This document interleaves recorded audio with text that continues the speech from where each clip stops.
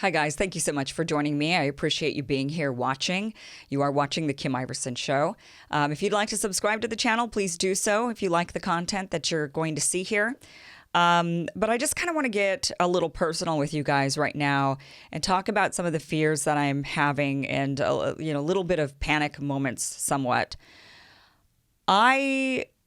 And this is about censorship. This is about the censorship, the increasing censorship that's been going on in social media, on YouTube, Facebook, Twitter. But mostly for me right now, it's starting to kind of hit home, the censorship that's happening here on YouTube, which is where I make my money. This is how I pay my rent. So I have reason to be afraid, right? Because if my livelihood goes away, then that is obviously a huge problem for me.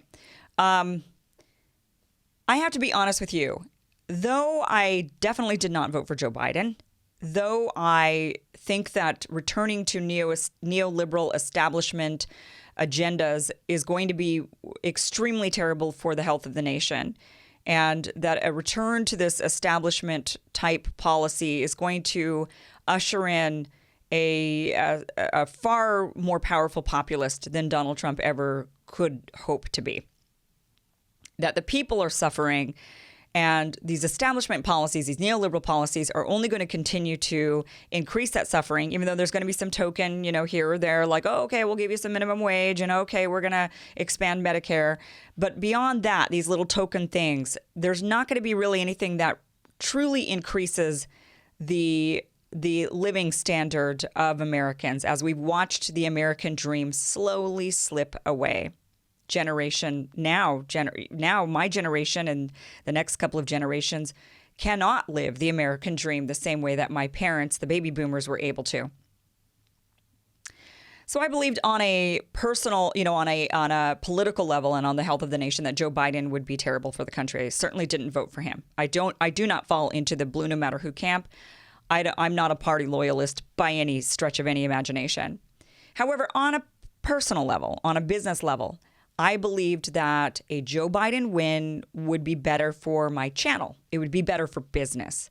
So I kind of thought, well, even though I really don't want Joe Biden to win, and I definitely didn't vote for him, I still thought, if he does, it might be good for the channel.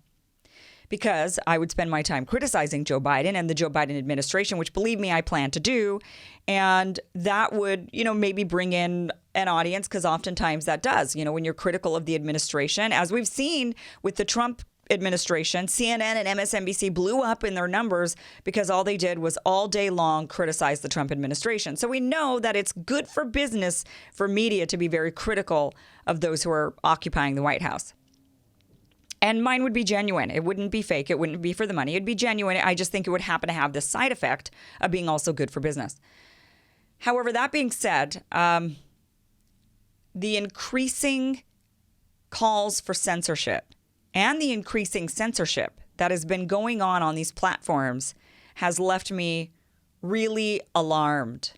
I'm really, really alarmed. And I'm not just alarmed for my business and my livelihood, which of course I have to be alarmed by. This is how I pay my rent. So obviously if my channel gets deplatformed or if I'm censored in ways or limited, they've certainly been limiting my channel since the beginning of COVID.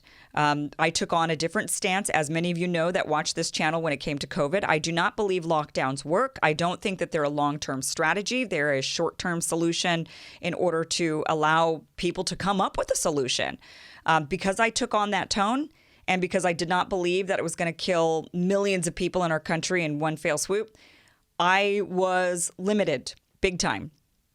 And shows that took on the normal, mainstream narrative of, oh no, we got to lock everybody down. We've got to, the economy doesn't matter. We're saving lives. Those who took on that tone, I watched their shows explode. And I watched mine go from an average of 20 to 30,000 subscribers a month to nothing, to losing, 500 a month or something, or just stagnant, no gain, no loss, nothing, right? I saw that. And of course that was alarming to me, but, I chose not to allow it to alarm me. People were saying, well, maybe you should rethink what you're saying. And I said, no, I'm not going to rethink what I'm saying. I'm going to say what I'm going to say. And if I lose subscribers or if I stay stagnant, then that's what happens to me. But I'm not going to not tell what I think is the truth, or at least what I believe, my opinion. I'm not going to alter it just so that I can grow and explode and have a million subscriber show or whatever, right? So, yes, that's been difficult. You know, my income obviously with YouTube has gone down over the last several months, but I think that was par for the course for everybody with COVID. So I'm not complaining about that.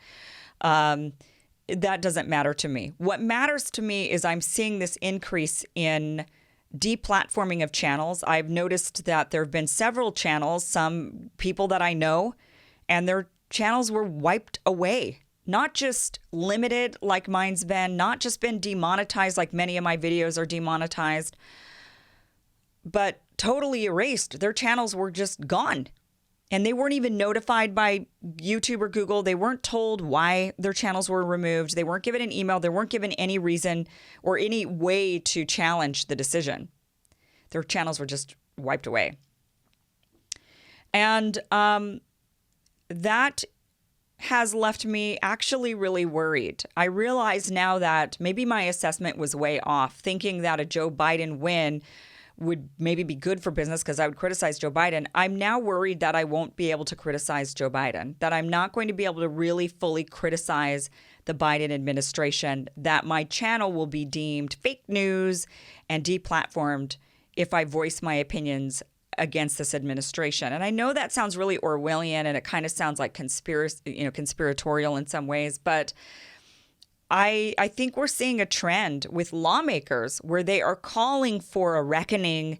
You know, we're seeing like AOC, she recently tweeted out that somebody needed to be keeping tabs on all these Trump sycophants, like list making, so that there can be a reckoning. Others tweeting out, we're in the process of this reckoning. I see Sunny Hostin on The View also saying, yes, there needs to be this list that's made. We're seeing this call for action against people who allowed the Trump administration to come marching in. And I'm sure it's not just going to stop with people that worked for the Trump administration. I think it's probably going to go further, and it's going to be those who propagated their lies, the right-wing lies, and allowed this rise of thinking that allowed for Trump to come in, which is the most anti-progressive and anti-libertarian. I mean, it's anti both of those fundamental ideologies to go down that path. I really am extremely disappointed in AOC for championing that sort of thinking. I think that's extremely dangerous for somebody in her position. Sunny Hostin is on television. She's a host. She doesn't have political power the way that AOC does. AOC is a lawmaker in Washington that will regulate. Companies are afraid of those regulations. And so they bend to the will of our lawmakers because of it. And I think that's what largely this censorship that's been going on has a lot to do with the fact that these lawmakers, especially on the Democratic side of the aisle, are saying, do something or else. Do something or else we will punish you. We will make sure you pay one way or the other if you don't go and start censoring and deplatforming and getting rid of these lies. Lies that are just opposition to their narrative. And lying is not against the law. Lying, so what if somebody lies? It's up to you to do your due diligence to figure out whether or not you're going to believe them. And lying is part of having a free society. Having a free society means you should be allowed to lie. And part of a free society is I'm allowed to decide whether or not I believe you. Now, I get it that these companies are private companies, but the chilling effect from these extremely powerful private companies will have major consequences on our society. I'm already afraid. I'm afraid now to criticize the Biden administration. I'm afraid that it will lead to my eventual deplatforming, that they will come after me one way or another. And they'll say, now you've crossed a line and we've determined this to be fake news and therefore you're being removed or your content is too controversial. And people, I was talking to a friend just yesterday and I said to him, I'm afraid of being deplatformed. I'm afraid of the censorship. And his response to me was, well, then just don't tell lies. Don't be fake news. I mean, look, the problem is that one side of the aisle has an idea of what fake news and what lies are, but they're not factual. It's opinion. And they're trying to make their opinion fact. And then they're using their power to regulate based on that opinion. And I'm genuinely afraid. I mean, guys, I'm going to be honest with you. I'm really afraid. I do not know what these next 4 years will bring in under a Biden administration. And it's not because I'm afraid of Joe Biden doing the censoring. I don't think Biden has said anything about censoring. I think he's like, just, in fact, if I got to say good things about Joe Biden, I like the fact that he's not fanning any flames of anything. That's what I like about the guy.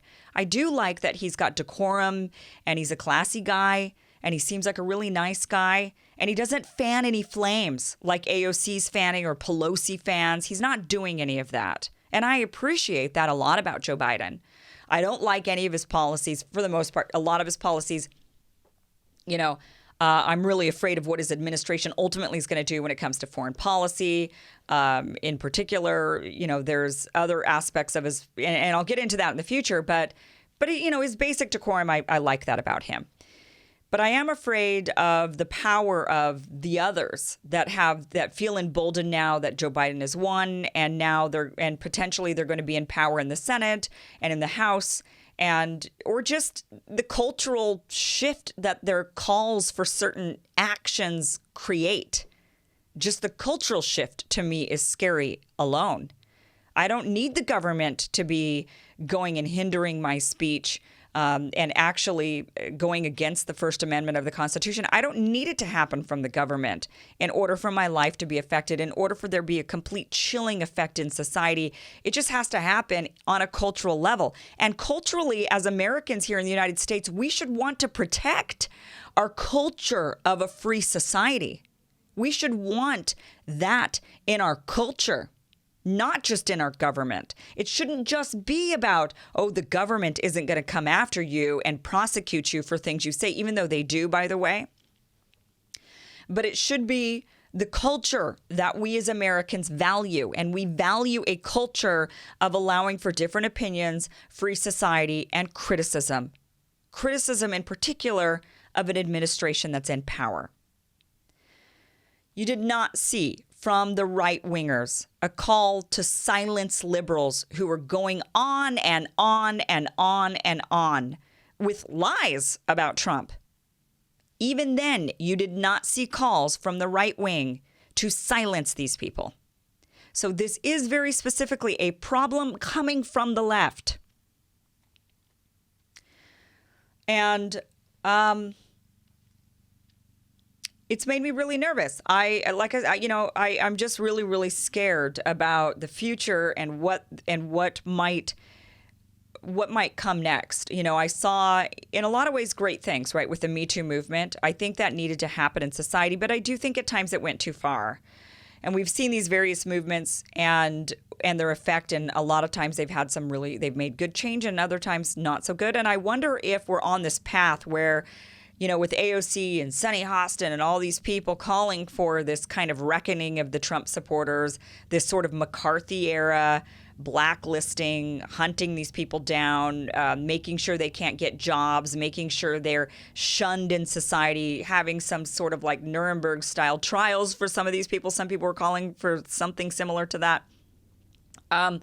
This hysteria, I worry that it's going to kind of usher in a sort of Me Too movement, but instead it's this kind of going after anybody against the Democratic establishment narrative. It won't even just be pro-Trump people. I was never pro-Trump, but I think it'll be anybody, my point is for one, they're going to go after the Trump people, which they shouldn't be doing at all.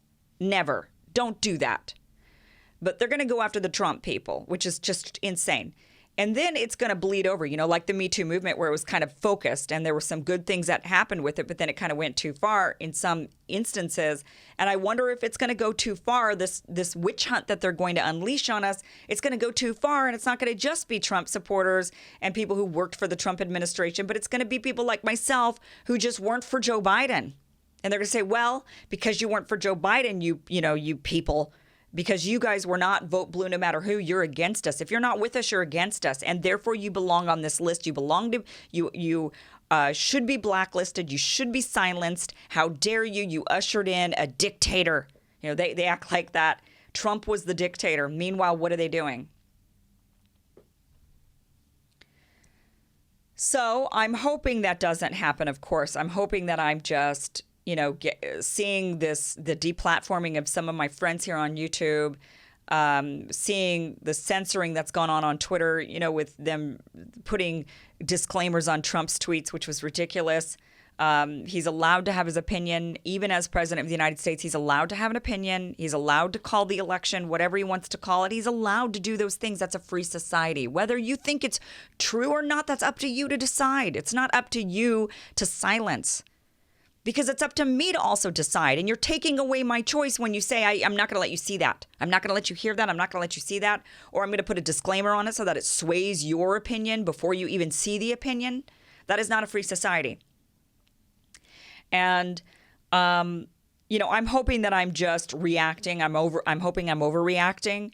But, I've been saying that this censorship and these calls for censorship have been coming from the left, and that it's been increasing and increasing. And a lot of people said, oh, you're just, no, they're just calling out fake news. No, you're hysterical. That's not the issue. And yet we're seeing it increase.